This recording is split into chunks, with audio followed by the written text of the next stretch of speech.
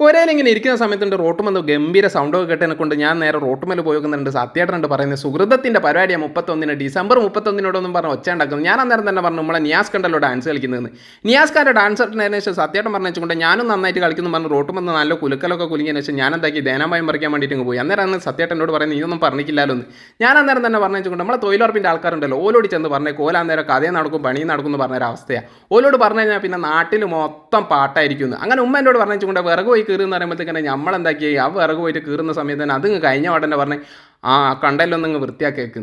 അങ്ങനെ കണ്ടത്തിലുള്ള പുല്ലൊക്കെ എടുത്തിട്ട് മറ്റവൻ്റെ കണ്ടത്തിലേക്ക് ഇടുന്നൊരു പ്രത്യേക രസമുണ്ടല്ലോ, അതെല്ലാവർക്കും പറ്റുന്ന ഒരു രസമാണ്. അങ്ങനെ ഞാൻ എന്താക്കി നമ്മളും അതേമാതിരി ഇങ്ങനെ നടത്തി. അവിടെയുള്ള പുല്ലൊക്കെ എടുത്തിട്ട് അപ്പുറത്തവൻ്റെ കണ്ടത്തിലിട്ടതിന് ശേഷം പടന്നങ്ങ് വളഞ്ഞു കിട്ടോ. പടന്ന വളഞ്ഞതിന് ശേഷം അവിടെ ഒരു കല്ലെടുത്തിട്ട് നന്നായിട്ട് അതിന് മുട്ടിയിട്ട് നേരാക്കാൻ വേണ്ടിയിട്ട് വെക്കുന്ന സമയത്ത് ഒന്നും നേരെയില്ല.